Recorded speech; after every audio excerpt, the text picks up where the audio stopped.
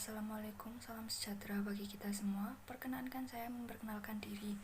Nama saya Agnes dari Prodi Bahasa dan Sastra Indonesia Universitas Negeri Malang. Pada kesempatan kali ini, saya dengan dua teman saya yang lainnya, yaitu Diana dan Sahara, akan menjelaskan mengenai fonetik. Yang pertama, saya akan menjelaskan mengenai pengertian fonetik. Sebelumnya, secara umum, fonologi merupakan cabang ilmu linguistik yang mempelajari bunyi ujar, yang kemudian dalam fonologi, bunyi-bunyi ujar tersebut dipelajari dalam dua kelompok besar kajian yang didasari dari dua sudut pandang yang berbeda. Yang pertama ada fonetik, yang memandang bunyi ujar hanya sebagai media bahasa. Kemudian yang kedua ada fonemik, yang memandang bunyi ujar sebagai bagian dari sistem bahasa yang memiliki makna. Nah, sekarang fokus ke kajian fonetiknya. Dari sudut pandang yang telah disampaikan sebelumnya, dapat dikatakan bahwa dalam kajian fonetik, bunyi ujar hanya dianggap sebagai media atau bahan dasar yang membentuk suatu bahasa. Sehingga pengertiannya, fonetik merupakan kajian yang hanya fokus mempelajari mengenai bunyi ujar tanpa menghubungkannya dengan fungsi pembeda makna dalam sistem bahasa, seperti yang dipelajari dalam fonemik. Kemudian, unsur bunyi ujar yang tidak memiliki fungsi pembeda makna itu disebut dengan fon. Bidang fonetik ini berkaitan erat dengan kajian bagaimana cara manusia berbahasa serta mendengar hingga memproses ujaran yang diterimanya. Jika dipelajari lebih lanjut, kajian fonetik sangat berguna dalam tujuan pengajaran diksi, penguasaan ujaran bunyi bahasa asing, hingga perbaikan kualitas tuturan bagi yang menghadapi masalah kurangnya daya pendengaran. Selanjutnya, saya akan menjelaskan mengenai bidang-bidang dalam fonetik. Ada beberapa hal yang akan dipelajari dalam kajian fonetik ini, yang secara umum dibagi menjadi 3 bidang. Yang pertama ada fonetik fisiologis, yang kedua ada fonetik akustik, dan yang ketiga ada fonetik auditoris atau fonetik persepsi. Yang pertama, fonetik fisiologis, atau yang lebih sering dikenal dengan fonetik artikulatoris, merupakan kajian tentang fungsi fisiologis manusia. Fungsi fisiologis yang dimaksud adalah yang berhubungan dengan mekanisme atau proses terbentuknya berbagai bunyi ujar. Kemudian dalam proses pembentukan yang menghasilkan bunyi tersebut, manusia mampu memanfaatkan organ-organ tuturnya. Sehubungan dengan itu, bidang fonetik fisiologis ini mengkaji penghasilan bunyi-bunyi bahasa berdasarkan fungsi biologis organ tutur manusia, yang termasuk di dalamnya mempelajari seputar organ-organ pembentuk bunyi beserta fungsi atau perannya dalam menghasilkan bunyi. Kemudian yang kedua, fonetik akustik. Fonetik akustik ini merupakan kajian yang bertumpu pada struktur fisik bunyi bahasa serta bagaimana reaksi yang diberikan dari alat pendengaran manusia terhadap bunyi bahasa yang diterima. Suatu bunyi-bunyi bahasa memiliki struktur dan ciri, yang dalam kajian fonetik akustik ini ditekankan ada 3 ciri yang paling utama. 3 ciri tersebut adalah frekuensi, tempo, dan kenyaringan. Selain itu, fonetik akustik ini juga mengkaji mengenai gelombang bunyi bahasa yang terdapat di udara, serta mengukur pergerakannya di udara. Terdapat alat-alat ukur yang dapat digunakan dalam kajian ini, antara lain ada spektrograf yang digunakan untuk menganalisis serta memaparkan frekuensi dan tekanan bunyi, ada osiloskop yang digunakan untuk memaparkan ciri-ciri kenyaringan bunyi, dan lain sebagainya. Yang terakhir, fonetik auditoris. Fonetik auditoris, atau juga yang biasa dikenal dengan sebutan fonetik persepsi ini, merupakan kajian yang membahas tentang bagaimana otak manusia menentukan pilihan bunyi bahasa yang diterima alat pendengarannya. Seperti sebutannya, fonetik persepsi ini meneliti bagaimana seorang pendengar memberikan persepsi atau tanggapan dari bunyi-bunyi yang diterimanya itu. Apakah bunyi-bunyi tersebut perlu diproses sebagai bunyi bahasa yang memiliki makna atau tidak. Secara ringkasnya, fonetik auditoris merupakan kajian mengenai respon sistem pendengaran terhadap rangsangan bunyi yang diterima.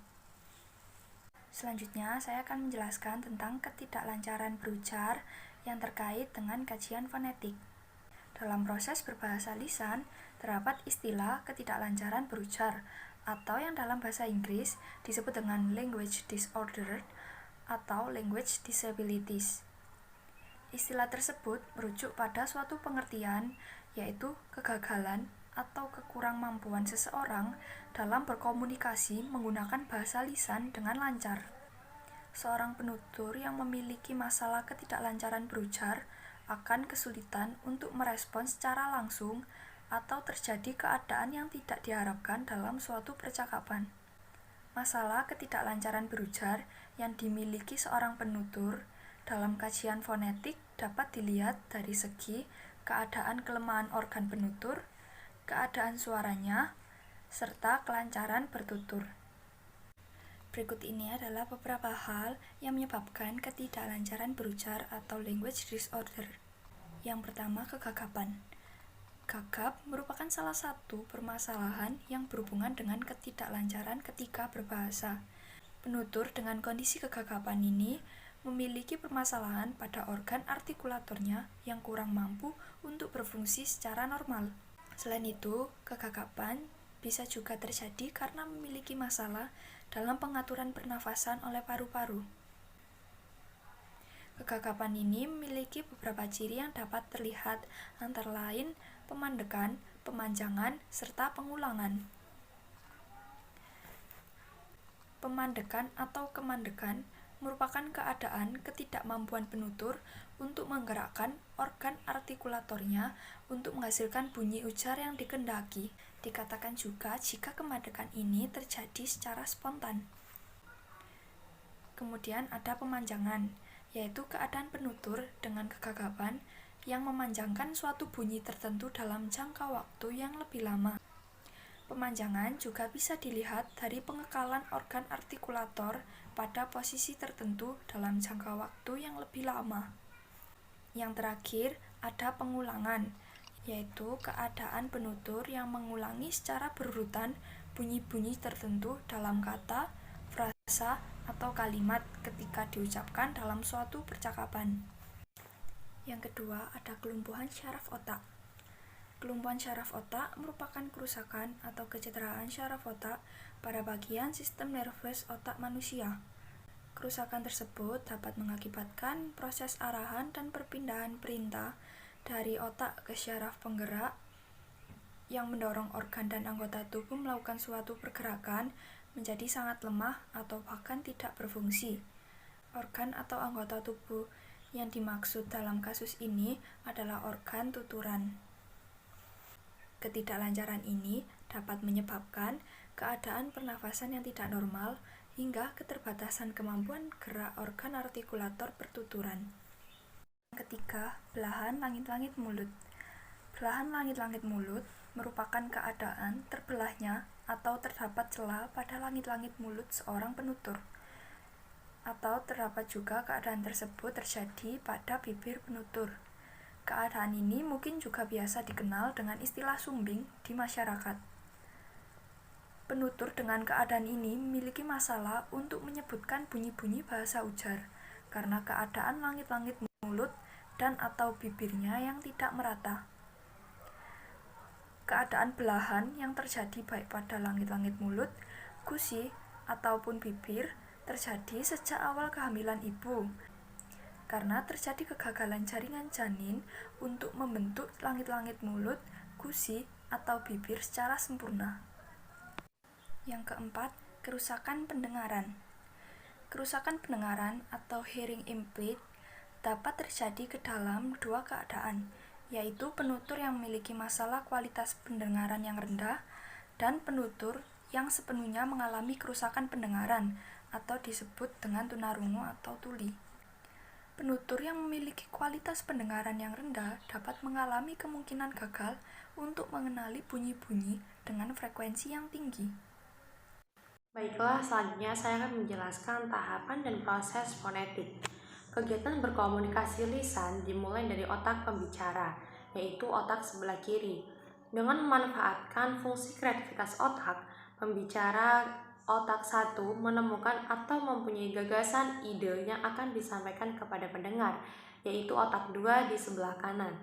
Otak satu memilih kata, frase, atau ungkapan yang dapat mewakili gagasan tersebut, lalu menyusunnya dalam bentuk kalimat yang sesuai dengan sistem bahasa yang dipakainya. Tahap pemilihan unsur kebahasaan yang sesuai dengan ide tersebut disebut tahap linguistik. Setelah gagasan tersusun dalam otak, kemudian otak mengaktifkan saraf motoris dan mengirimkan perintah dalam bentuk rangsangan-rangsangan ke otot-otot alat ucap. Atas perintah ini, alat ucap mengadakan kegiatan sehingga memunculkan perubahan tekanan udara di sekelilingnya yang berpotensi menimbulkan fonasi. Fungsi transmisi otak ini berada pada tahap fisiologis. Perubahan tekanan udara yang diakibatkan oleh gerakan alat ucap tadi menimbulkan gelombang bunyi yang merambat keluar dari alat ucap otak satu oleh hantaran udara menuju ke alat pendengar otak 2. Posisi gelombang bunyi yang berada antara alat ucap otak 1 dan alat dengar otak 2 ini disebut tahap akustis. Gelombang bunyi yang berjalan melalui udara tersebut masuk ke dalam otak dengar otak 2 sehingga merangsang saraf sensori yang dikendalikan otak dan diserapnya sebagai bunyi. Tahap pengaktifan fungsi dengar yang dikendalikan oleh otak ini disebut tahap fisiologis. Serangkaian bunyi yang didengar otak 2 kemudian dicocokkan dengan pengetahuan sistem bunyi bahasa sehingga otak 2 mengerti atas gagasan dalam kalimat yang dikomunikasikan otak 1. Proses pengolahan gejala bunyi menjadi realitas bahasa yang bisa dimengerti ini dilakukan oleh otak 2 dalam kapasitasnya sebagai fungsi kreativitas. Tahap ini disebut tahap linguistik. Baiklah, saya simpulkan bahwa ada 3 tahap proses fonetik. Yang pertama yaitu fonetik artikulatoris, yaitu fonetik yang mempelajari bagaimana mekanisme alat-alat bicara yang ada dalam tubuh manusia menghasilkan suatu bunyi bahasa. Yang kedua yaitu fonetik akustis, yaitu fonetik yang mengkaji dan mendeskripsikan bunyi bahasa berdasar pada aspek-aspek fisiknya sebagai getaran bunyi. Bunyi bahasa dikaji frekuensi getarannya, amplitudonya, intensitas serta timbrenya. Kemudian yang terakhir yaitu fonetik auditoris, yaitu fonetik yang mengkaji dan mendeskripsikan atau cara mekanisme pendengaran penerimaan bunyi-bunyi bahasa sebagai getaran udara. Fonetik ini berkaitan erat dengan proses mendengarkan atau menyimak. Materi selanjutnya adalah terkait dengan klasifikasi bunyi. Pengklasifikasian bunyi terbagi atas 3. Yang pertama adalah bunyi segmental, yang kedua adalah bunyi suprasegmental, dan yang ketiga adalah berdasarkan hambatan pada alat ucap. Untuk pengertian yang pertama, bunyi segmental menurut Abdul Jabbar, bunyi segmental ialah bunyi ujar yang terdiri dari segmen-segmen tertentu. Sedangkan menurut Imam Suhairi, bunyi segmental mengacu pada pengertian bunyi-bunyi yang dapat disegmentasi atau dipisah-pisahkan. Bentuk dari bunyi segmental sendiri terdiri atas vokal, yaitu tidak terhambat oleh alat ucap. Contohnya adalah huruf A, I, U, E, dan O. Yang kedua adalah konsonan, yaitu sebuah bunyi yang terhambat oleh alat ucap. Contohnya adalah pada konsonan B, C, D, dan lain-lain. Yang ketiga adalah diftong. Diftong merupakan dua vokal yang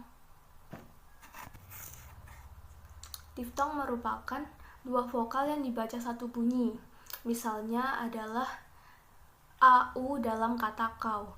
Yang terakhir adalah cluster. Cluster merupakan dua konsonan yang dibaca satu bunyi. Misalnya adalah NG pada kata yang. Bentuk bunyi segmental bisa dilihat dalam kata matang yang bisa dipisah-pisahkan menjadi M, A, T, A, N, dan G. Untuk klasifikasi kedua yaitu bunyi suprasegmental. Bunyi suprasegmental ialah bunyi yang menunjang pemaknaan bunyi segmental. Bunyi suprasegmental terdiri atas intonasi yang merujuk pada jeda, tempo, tekanan, nada, dan irama. Yang kedua adalah ekspresi, yaitu mimik atau gestur wajah, dan kinesik atau gerakan pembantu yang dilakukan oleh organ tubuh.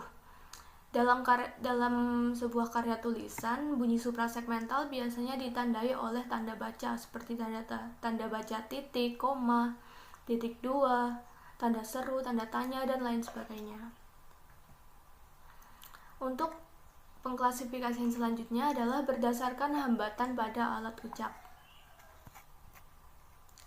Berdasarkan ada dan tidaknya hambatan pada alat bicara, bunyi segmental diklasifikasikan menjadi 3, yaitu vokoid, kontoid, dan semivokoid. Vokoid ialah bunyi yang terjadi tanpa hambatan di alat-alat bicara kecuali di pita suara, atau tidak ada proses artikulasi, yaitu vokoid dihasilkan dengan menggetarkan pita suara. Jadi, semua vokoid adalah bunyi yang bersuara. Untuk yang kedua adalah kontoid, yaitu bunyi yang dibentuk dengan menghambat arus udara pada sebagian alat bicara. Hal ini menjadikan ada proses artikulasi kontoid yang dibentuk dengan disertai bergetarnya pita suara. Kontoid yang bersuara misalnya pada huruf B, D, J, dan G. Kontoid yang dibentuk tanpa disertai dengan bergetarnya pita suara disebut kontoid tak bersuara. Yang selanjutnya adalah semivokoid, yaitu bunyi yang secara praktis termasuk konsonan, tetapi pada waktu diartikulasikan belum membentuk konsonan murni. Contohnya pada huruf W dan Y.